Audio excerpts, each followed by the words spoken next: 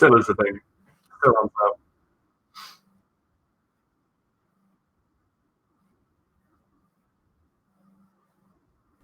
Okay, there we go. That should fix it. My bad. Okay, so thank you. All right, I had a great introduction about a current lawsuit with Riot Games and them stealing the name Monday Night League. But now Kev was the only one who heard it. But yeah, anyway. So once again, I'm Whimsy. Alongside me is Kev Trainer Boobleberry, ready to talk about Irish League of Legends again for the first time in like nearly 2 years. So we've got it fixed. How you doing, Kev? Yeah, not bad. Ready to talk about some video games. So let's get it done. Good. We're all about video games here on Catchup XP. So yeah, I mean it's like I said, we're kind of in a weird spot because it's been so long since Monday Night League. But yeah, basically the format of the show is just we chat about what happened last week, which is why we went with the name Catchup XP. Shout out to Gareth, our housemate, who hit us with the idea. He gets the credit for that one. But yeah, so and I mean recently as well, there's been a bunch of stuff. So I think it's a good time to kick things off. I mean, the biggest tournament I think that happened recently was Rivalry, which is kind of is stepping up now as kind of one of the premier competitions here, and actually has a solid Div 1 scene. We have a former ex-champion of Rivalry on the show. Technically, we've got two ex-champions if we count the first Rivalry, where there's only Division 2 teams. So we have both tasted glory. But yeah, I mean, in your final last year, you defeated Give Me the Bread, but they came back this time as Give Me the Bread too, and they acquired the bread with this victory. Yeah, I think a distinct lack of Evan in that roster really helped them take on the win. Yeah, he's dropped off a bit, and who they had? Oh, they had 1,000 Clouds, I suppose, in mid lane. Who's actually kind of one of the new names that's popped up in the scene. He also, I mean, tried to play Ice Finals, but we'll talk about that later. But yeah, I mean, like I said, it's a strong roster. They could have taken the first one, and coming into this, I think you definitely, when we were talking about it, because we both casted it, we were talking about it beforehand, you had them heavily pegged as the favourites for that final, and I mean, they delivered pretty handedly with quite a strong trio. Yeah. I think the biggest factor that, I guess, brought me to that decision was actually watching UCD play the semi-finals of Ice the weekend before, I believe. And it's actually kind of handy to talk about the two tournaments hand in hand, because UCD were obviously a team in both, but didn't look super convincing in their semi-final. So coming into the Rivalry finals against such a strong roster, I definitely had my money on Give Me the Bread from the get-go.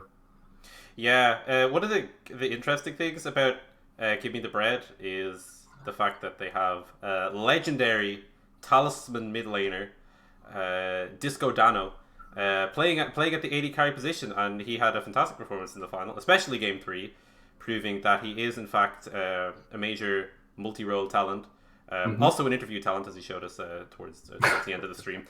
But yeah, I mean, he's actually, I'm very impressed now at this stage with him at that AD carry position, going up against Kevinman and Munch especially, which I'm not sure kind of in what head state kind of that lane might have been throughout the series, but certainly on paper a really strong lane.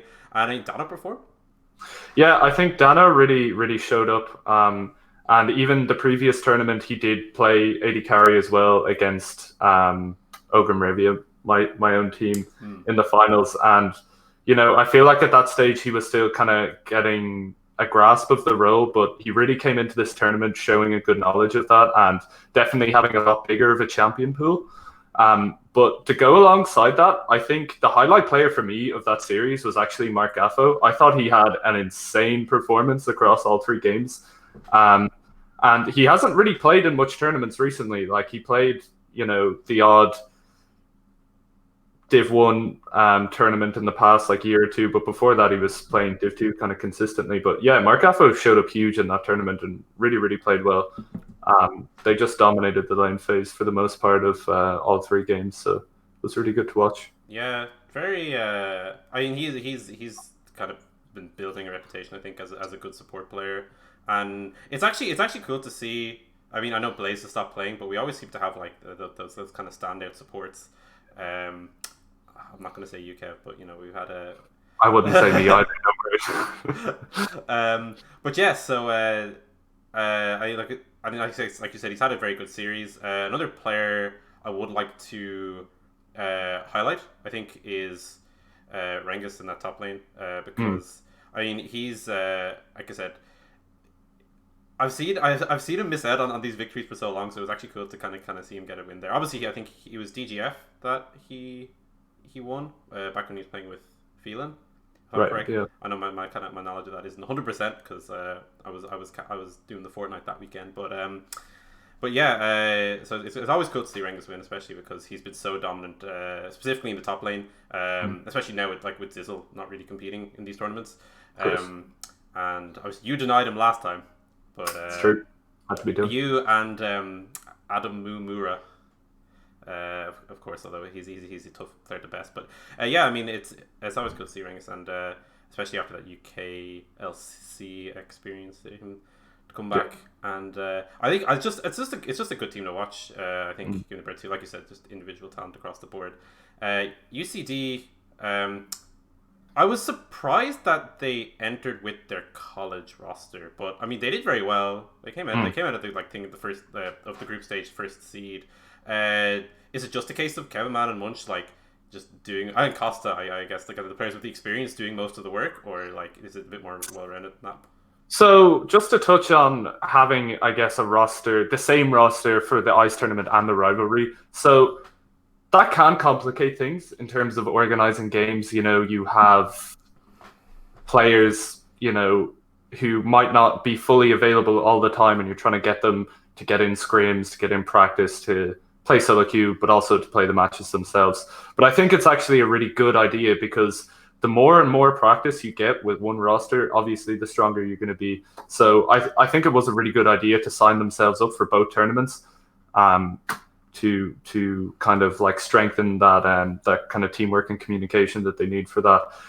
In terms of the team performance itself, they actually had a lot of I guess kind of close losses in the series. If you look at it on paper and you see 3-0, okay, you could say, right, they got smashed. But game 1 was actually a lot closer than it looked. And for sure, game 2, they had quite a big lead. I don't know if you remember, Costa Corda was playing his patented Talia pick and actually got very far ahead in the jungle. Zeems was playing Graves and couldn't really get into the game until later on. But I think, the UCD team, although they don't look as dominant as they did last year, they definitely still do try and play towards those strengths. But yeah, I mean, it's hard to say if it's a bad stroke of form, and even kind of coming into Ice, it's hard to tell if the reason these games are closer is because the other teams are getting better, and the UCD team is stagnating, or are they playing in bad form? It's kind of hard to tell, but it'll be interesting to see how this team kind of continues to progress as we come up to UEM. Yeah, I said we'll touch on the collegiate final later. But I think it's one thing to also note, I think, about UCD as well is that they said they've had issues with comms and stuff throughout the tournament, which is a bit unlucky, you might say.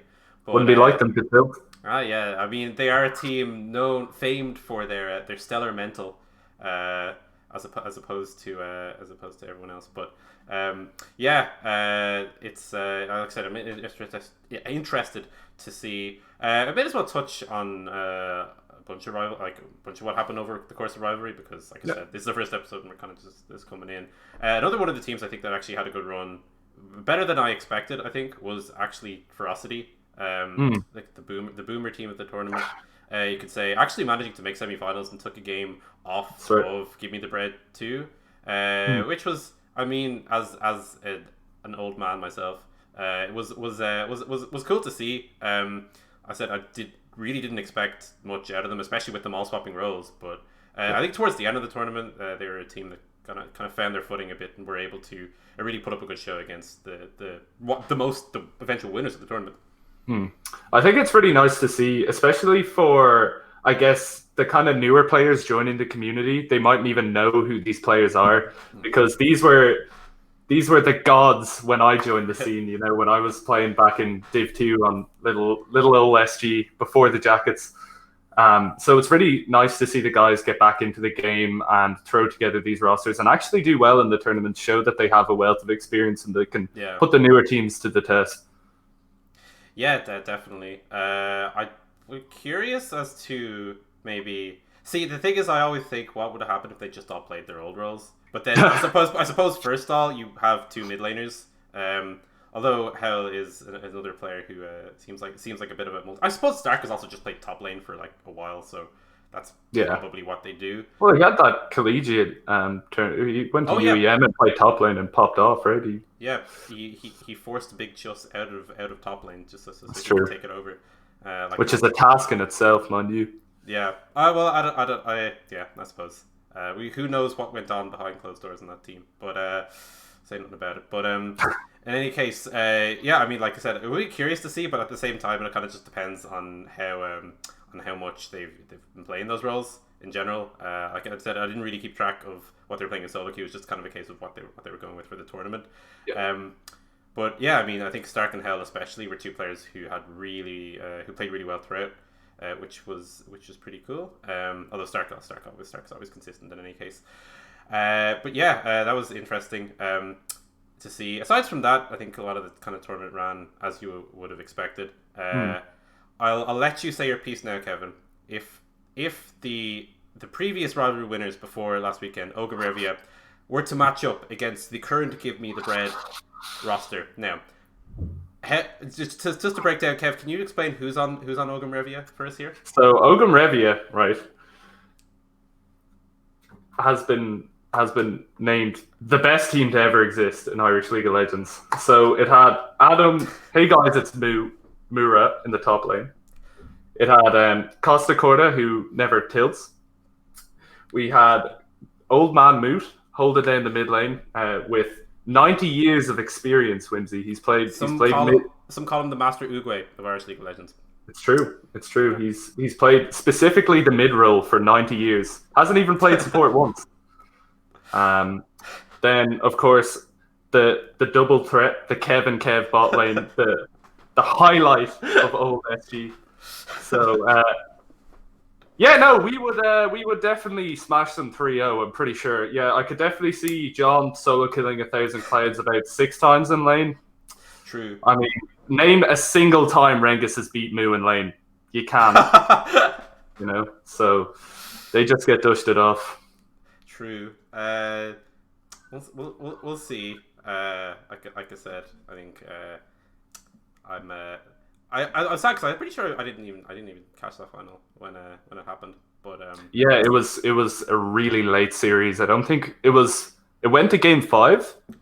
We won the first 2 games. They won the second 2 games, and then we took game 5. But I don't think we started the series till like 10 o'clock that night. So it was a late one. It was a late one. Yeah, it's, we'll see. Hopefully, I mean, I'm not sure what the story is with kind of the big open tournaments soon, but like I said, I think the rivalry had 2 very good teams kind of putting on a show, and hopefully, I think because we have a lot of good players, so hopefully we get maybe get Ogum Review back or some kind of similar thing. I get Giving the Bread, and we get like all these a nice big Div 1 tournament. That's all I ever want, to be honest. Just all the time, just some good players playing League of Legends and some Zoinkhead plays. But I think on that point, actually, we're kind of getting there. You know, if you even look, and this can lead into Ice and what I was kind of saying earlier about the overall quality of a lot of players just going up in general. We've had a lot of, I guess, good additions to the scene in terms of Div 1 players in the form of 1,000 Clouds, Zeems, Blank, all these high elo players kind of coming in and really, really making their mark in their first year of Irish competitive play.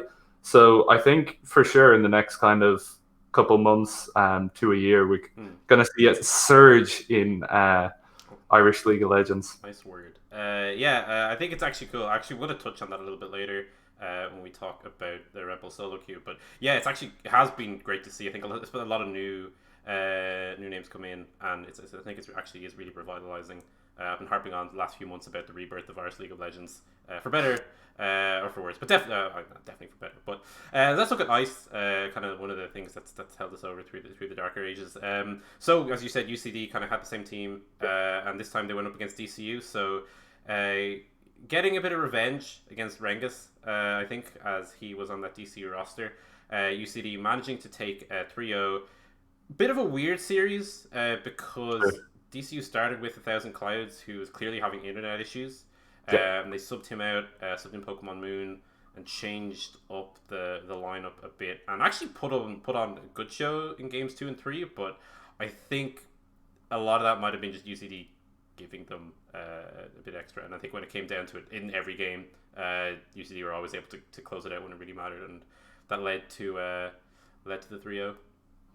Yeah, I think there was a lot of close games in the series when, I guess, the quality of the roster, you wouldn't imagine the games being as close.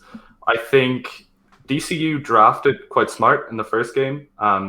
Something that I kind of like to stick with, if you're a better team, generally you want to draft for scaling because, if you can already out macro that team, you want to guarantee the safety in the late game. So UCD didn't really go for super hard scaling in the first game. And I feel like that kind of came back to hurt them. It's a shame to see that 1,000 Clouds was playing on mobile hotspot, because I really would have liked to see a full power DCU roster versus UCD. And I guess the first game is kind of discounted because there was a lot of times where he would just, DC and walk into their team, and obviously UCD are just going to pick up that kill. So the first game, although quite close, was kind of hard to watch because of those internet issues and pauses, etc. Yeah, it was that was very unfortunate. I think, especially given 1,000 Clouds had a good performance in that rivalry final. I was actually something I was excited for, specifically him. I mean, because that DCU team on paper has very, very high powered solo lanes with Rengus in the top. Although I suppose he was playing jungle for this lineup. Like I said, try to prove that he was the best Graves jungle on Gimme Bread. But I mean, he had a very action packed series. I think there was a little bit of debate over whether he was carrying or whether he was inting in some cases. But definitely, I mean, you could see him trying to make plays, and Rengus in DCU is always like he's the star of the show. Had a couple of good players to back him up. I think with 1,000 Clouds and Drains especially. But it's always a little bit sad because the man tries really hard when he's playing for DCU. But I mean, UCD is just such a stacked roster on the collegiate level. Yeah, and I mean, as you said, he really was trying to force plays, and you could see that especially in the Wukong game as well. He had so many huge ultimates, almost to a degree that you could get Dano. You could hear Dano in the distance screaming Wukong. But yeah, no, I think Rengus actually had a fantastic series, and if anything, he just proved he's the biggest Chad in Irish League of Legends by just flashing in 1v3 on Graves.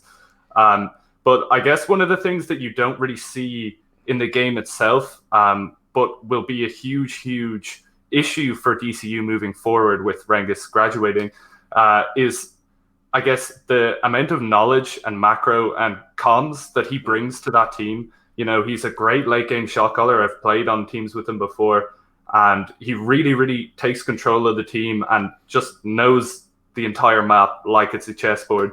So it'll be interesting to see how DCU are now going to regroup going into next year without that star player to hold them down. I think Drain especially had a really, really good series, especially just flexing around roles, going between support in the semi-finals, which would be his main role, into then mid, and then his Lee Sin game was actually really clean. He managed to put Krams Kassadin behind quite a bit in the early game and got Rengus back into the game after being camped by Costa Corda. So I think Drainth was actually a really standout player in that series for me. Yeah, I'm not saying that Costa Corda got out jungled by two field junglers, but there's some argument for that. But in any case, it was, like I said, some flashes from DCU, but it's kind of a case of that they're never really going to be favoured. Whereas the UCD team now have been playing together for a while. Do you think they lived up to expectations in this final, or was it? I think because given the fact that the DCU team were like upset by the kind of just the circumstances they had to play under, I personally would have thought that they should have taken it more convincingly. I mean, 3-0 is 3-0. That's always good, but not as clean as you maybe would expect from a team that not only is so good, but also has been playing together consistently for so long.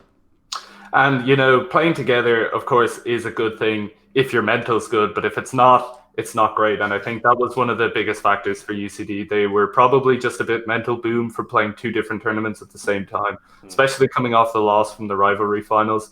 But I think, although it wasn't a convincing win, they still did win 3-0. So going forward, we'll hope to see them get into better form and maybe clean out game or close out games a little cleaner. But that being said, I think individually, all the UCD players did have some standout moments across the series. For example, Munch's Vel'Koz game 2 was a huge pick and spiraled their bot lane so far ahead that managed to bring UCD back into the game and ultimately take it. And, of course, they were playing into quite a good lane, like Ashe Vel'Koz into MF Braum is quite a good lane for the Ashe Vel'Koz, but Munch still like really performing on that pick and getting a lot done on the map. Yeah. So I mean, I personally think that they missed the steadying presence of Kexi as 1-2-3 on their roster. The foundation of the Poppy Overlord. The Poppy Overlord, the Rengus counter. But yeah, do you think this team is going to do much at UEM, or do you think that kind of maybe some of the issues that were displayed in the series will rear their head again when it comes to UEM? I really hope so. I really hope they do come back into form, because even at UEM last time, when you could say arguably they had a much weaker roster, they still came out with some really solid games. Kevin Man was playing some really good hyper carries and really just popping off in these games in UEM last year. So yeah, I'd really like to see them come back into form and kind of regroup for UEM and, do the country proud, do UCD proud as well. Yeah, I'm always fingers crossed when it comes to these the big international events, especially UEM. It's always good when the lads can get a couple of wins. It's pretty tricky against countries that have these massive not only the massive player base, but also just massive college systems. But let's give it a go. Yeah. So yeah, we'll see what happens when UEM does roll around. So I mean, those were the two major the big events. It's kind of cool that we had two finals recently. We also Dano managed to scoop up not one but two trophies, as we talked about NSG, an Irish org that's been around for ages. Managed to get a win in the UKEL, which is the UK Division 2. So just a bit of a shout out there to Dano and also Vane God, so two Irish players. Yep. Managing to take it. Is that the second time that Irish players have won UKEL? Or every time UKEL has run, an Irish player has been on the roster. Every time. The winning team, yeah, because it was Viperio, I believe, with Dakin, Dakin Munch and BB Muffin. Yeah. So I mean, we're tearing it up in Div 2 at least. That's kind of supposed to be the classic Irish thing for us, but. Yeah, I mean, as I said, so Dano's been roaming around, pretty pleased with himself, the last while. Although apparently he has been going 0-16 on Callista as well in some just normals. So I wouldn't worry about it. He needs to let it out somewhere. So yeah, just moving on to stuff that's coming up in the pipeline. I think the big thing that's actually starting this week on Thursday is Red Bull Solo Queue, which is the successor to Red Bull Player 1. Obviously, big 1v1 tournament. Already a bunch of entrants for the first qualifier, actually. I think last time I was told it was 84 earlier today, so I mean, that's a lot coming in. But yeah, 1v1s are always exciting. We've had Dano and Prototype as our last two winners. But yeah, there's a few changes this time around that should spice things up. First of all, bans is great. Yeah. I 1v1 without bans, it wasn't actually necessarily as bad as they always thought it would be. But at the same time, you could always just find yourself in Caitlyn versus Caitlyn. No Whereas more now, Caitlyn's. No more. no, Caitlyn No always more. ban. Don't want it. Yeah, that champion is a precedent 1 versus 1. But yeah, I'm excited. Are you planning on entering? Because I don't know. go on. Like, if I did enter, it would just be such an easy win that I don't know if it's even worth True. doing them dirty like As that. as easy as Rivalry 2019, or Yeah, yeah, just as easy. Okay, Just as that's easy. fair. The Braum will be in the 1v1 scenario. But yeah, so I mean, aside from maybe our past winners, is there anyone that you would always have your eye on? I think for these 1v1 tournaments, especially now that I had like with the new lineup. I do, right? And this is a big if, right, Devils enters the tournament, Oh yeah, I would put him as favorite. I would put him as favorite. that's a big statement. On Although form Devils mechanics, he takes it home. that's something to keep an eye on, though. I mean, like Devils it's really weird because, like I said, just comparing this to like last time we ran the show, he was still playing and it was a bit kind of like, Yeah. oh yeah, and then there was literally just that year where just nope, nothing happened, and No he more started Zone. playing League of Legends again. I Yeah. don't know if he currently is on more LP in Diamond 2 than Kevin Mann, but he's Auburn. someone can do that. I know at one stage he was exactly 1 LP behind him, which and then he stopped playing. So it was close. But yeah, I mean that would be interesting. I will inform you that I'm pretty sure the last 1v1 I played against him, I won. So you know it was on his main Riven at the time. I busted out the big Malphite and the man didn't stand a chance. But yeah, I mean, like it's just in terms of like, yeah, when he's not memeing, he's a good player. I think one of the person I always look out for is Hell. He's always done pretty well in these. I think he got to the final in last year's one before losing to Prototype. So he's another name that I'm always thinking can put in a big performance. Yeah, I'm usually trying to scan through because every time I try to go through the names, all I can think of is like the support players that come in and play like Karma and just That's what I would do if I did sign up. Just play Karma every game. I mean, I'm curious to see like any new strats as well that may come out because it has gone to that different lane. So they now have the bushes, the Akko's there. So there's a few different. I think Rengar actually could be a big pick coming in this, with all the, I guess, bush that's present in top lane. So it could be a nice counter pick to some of the AD carries that people kind of tend to go towards in these 1v1s and go for the CS win.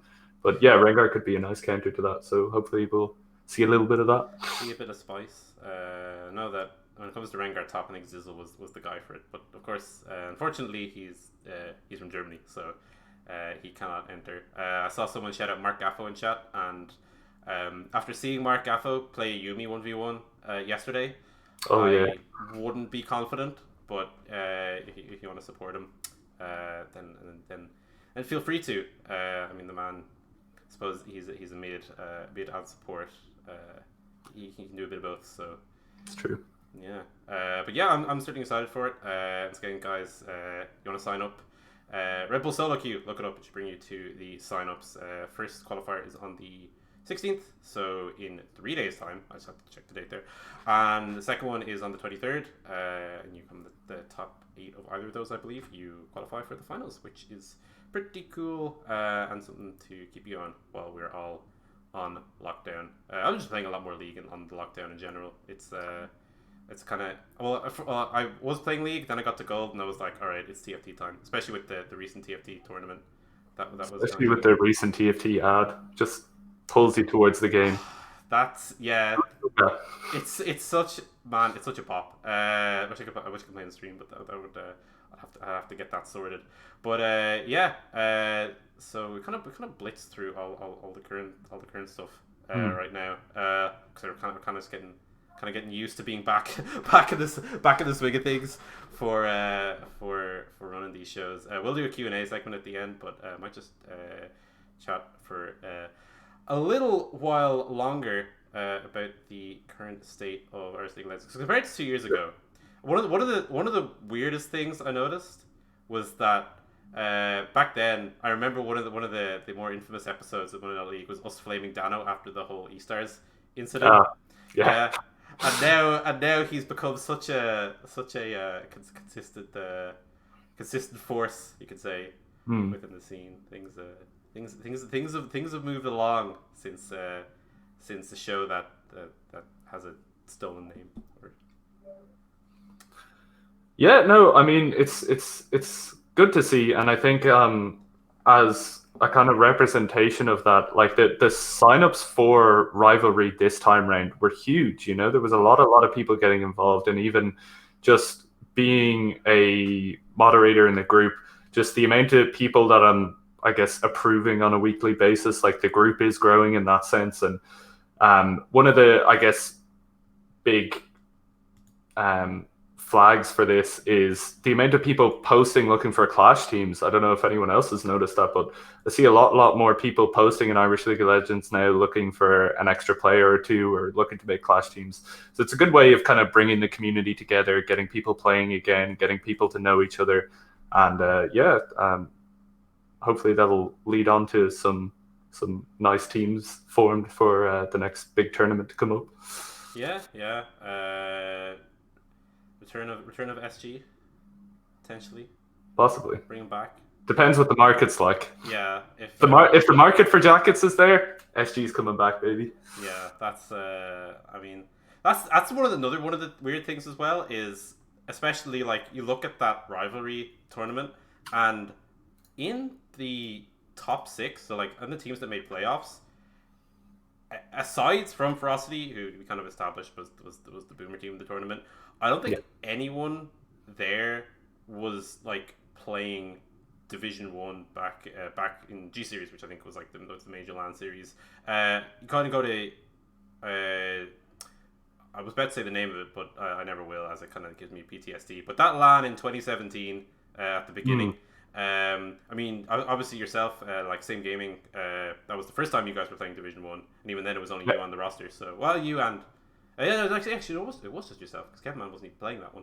So yeah, it's oh no, he wasn't. Yeah, that's right. Yeah, because he was doing his leaving cert that year. That's right. But... It was me and Domo bot lane. That's what it was. Yeah, the DIT force. Yeah, but like it's mad to see just kind of how things have moved on from there, which is why it was mad seeing kind of the ferocity bounce back. Like I said, the old guys doing it, and even then there's like Panda Peanut Butter and all those guys. Yeah. It's funny actually you mentioned that tournament, because even the SG Div 2 team that I was coaching back then, just the players that I guess have gone from that team now, like the middle laner for that team was Mark Gaffo, who was a Plat 5 Echo and Katarina main at the time, who I scouted from the depths of Irish League of Legends to play on this SG team. And look at him now, winning rivalry. So, not saying I'm the best Irish coach to ever exist, but I'm actually also wrong about that one. Munch, I'm pretty sure, was playing. I don't know if he was playing in G Series, but he was playing back then anyway. So he under a different name, right? Tricked guy. Tricked guy. Yeah. That's what it was, back when he was a top laner initially as well, and he was kind of very good. Well, I suppose he is still very good, but different. Bit of a different role. All right, actually, may end this one a bit early. I think I said we've kind of steamed through things. As we get back into the swing of things, hopefully we'll get more used to what's going on. But yeah, so before we end, as was tradition, if anyone in our Twitch chat has some questions, feel free to pitch them to us now. While we're waiting, I already plug signups for Red Bull Solo Queue. Make sure you guys can sign up for that. Also, if you want to follow Raid, who are now the hosts of this show, as I start working with them tomorrow, we have all their social media is underneath us here on the overlay. So make sure that you guys follow them on whichever form of social media suits you most. But yeah, if anyone has any questions for myself or Kevin, or myself and Kevin in chat, you can pitch them to us now. But yeah, I'm excited to be doing these shows again. It's always fun. I always find myself just looking at looking at Twitch chat and just having a giggle half the time. Yeah, for sure. Just have it popped up the whole time. Yeah, they're the real they're the real content guys. So let's dive into it a little bit. Drainth asking, when is the next Dollhouse stream? I'm not pushing for it after what happened last time. So, What happened to you last time? yeah, Specifically, it was. No, it was. he was a shell of a man afterwards. We'll put it that way. Yeah, a demon just straight up inhabited my body for like a day. So let's not do it again. Who's gonna win Quantex draft? When I looked at these things, so I actually haven't kept up too much with this tournament, but when I looked at the teams on paper, I said Dakin's team, because they looked at like the most stacked at the time, but apparently they're just getting smashed now. So what do I know? Yeah. See, my first thought was Krebs' team, and I said no. No, that's not a thing anymore. After he RQ'd the tournament, I can hear Gareth shouting downstairs. A bit unfortunate, but Niall asking, how do you think the growth of the scene is going? As like I said, it's just like spiked since almost the start of this year. It's been unfortunate, I think, that we're all kind of stuck at home because obviously my metric for the current state of the Arch League of Legends scene is the Drunken Fish. That's a pretty good indicator of only metric. My only metric. No, not the entries to the tournaments or anything like that. It's just the fish. But yeah, no. But I mean, like, it's kind of cool to see people there a lot of the time. And then, like I said, like I think the new rivalry is actually a really good example of like the state. I say new rivalry, also the previous one as well. Kind of just like showed.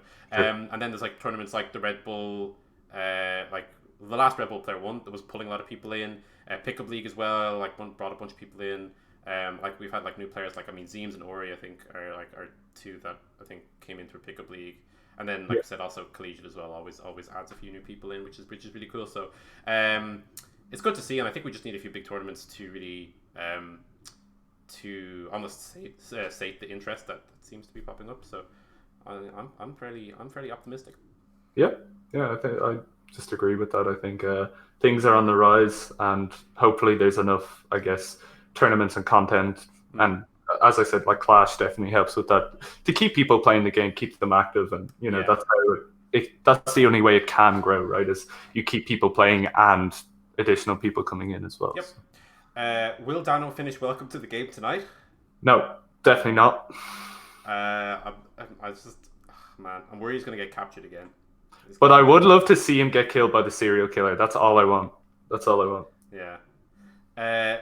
Owen actually with a really good question here. Would the current best team, make it whoever you want, I'll say giving the bread to you, you probably say Ogumrevia, beat some of the best teams from back in the day, i.e. Frosty in their prime, Panda Peanut Butter. I'll let you go first in this one, Kev. I think this is actually a really good question. Yeah, I think they would. I think if, like, okay, so although I guess there were like some mistakes in that series in the rivalry finals, I don't think that Give Me the Bread were playing to their max potential. And I think if they were playing to their max potential, personally, I think they'd beat any team from back in the day. But then again, I only started, I guess, coming into the scene around, what, G6 or 5? I think G7 was the first one. G7 was the first one I played in. Oh, you were kind of watching. The first one I went to was G5. So I'm not too knowledgeable on the very, very old school teams. Yeah.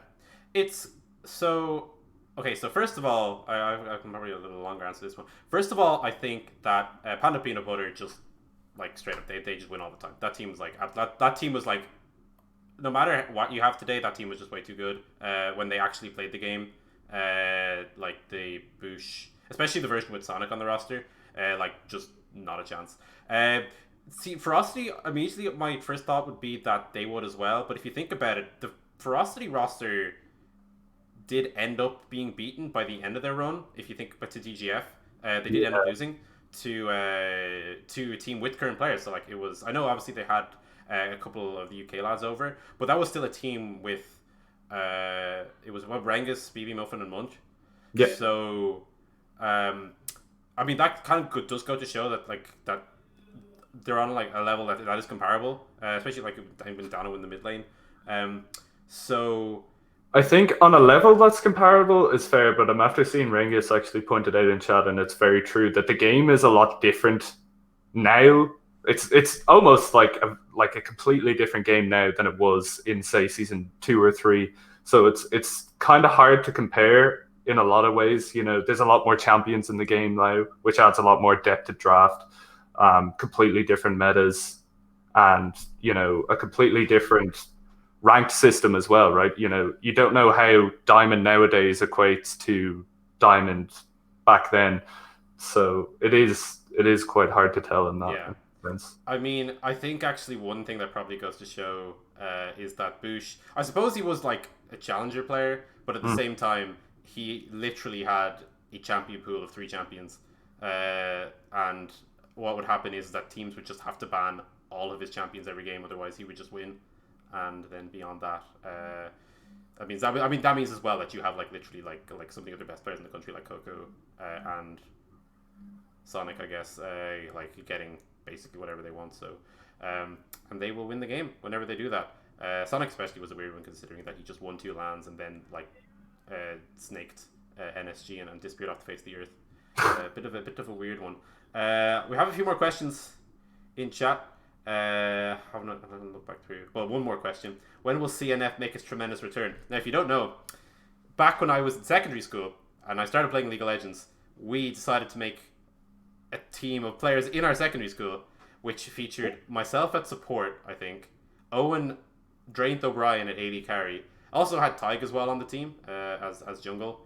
Given in mind that I'm pretty sure when we formed this team, apart from Owen, all of our accounts were below level 10.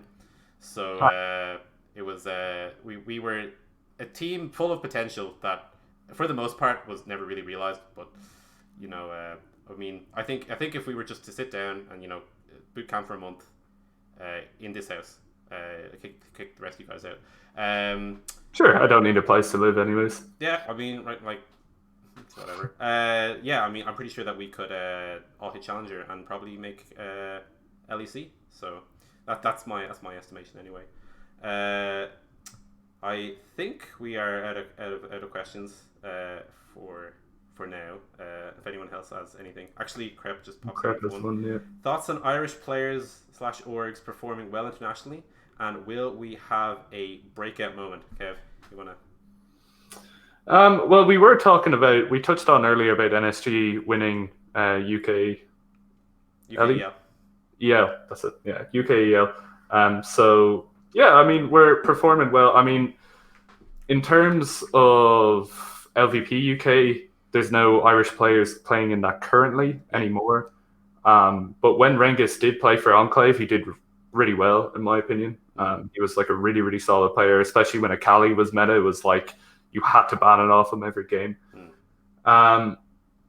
So I don't know. It's kind of hard to say. I think we need more representation to actually get a good, I guess, view on that.